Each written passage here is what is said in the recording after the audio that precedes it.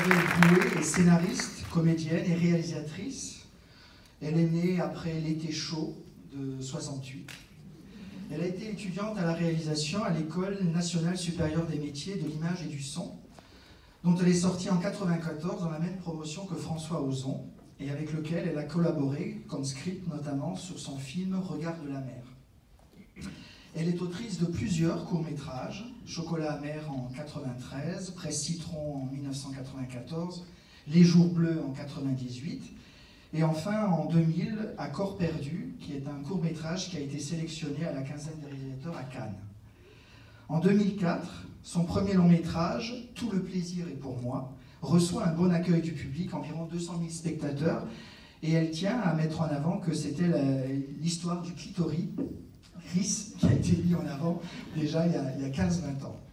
Elle réalise en 2000 un téléfilm diffusé sur Arte, Paris-Deauville, et c'est en 2016 qu'elle termine son film Lutine, qui fera l'objet de la projection dimanche matin, évoquant le polyamour ou le polyamorie, qu'elle définit comme une comédie documentée. Merci Isabelle d'être là. C'est la première réalisatrice présente.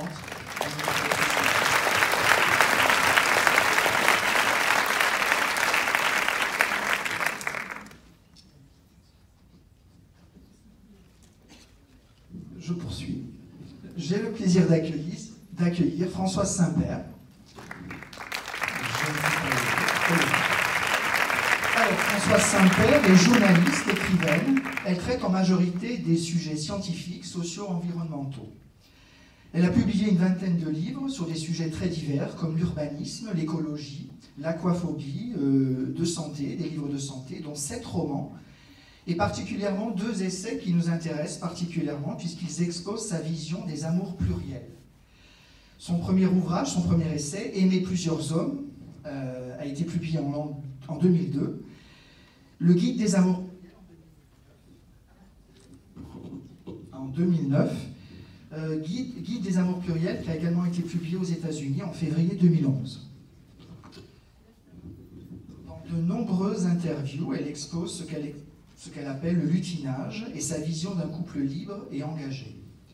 En 2006, elle a été le sujet d'un documentaire intitulé La Grande Amoureuse, réalisé par Martine Asselin. À ce jour, son blog intitulé Jouer au monde développe l'ensemble de ces différents sujets qui la passionnent et traite les problèmes de société, de politique, de santé, d'érotisme, etc. Je vous demande d'accueillir donc Françoise et merci d'être là.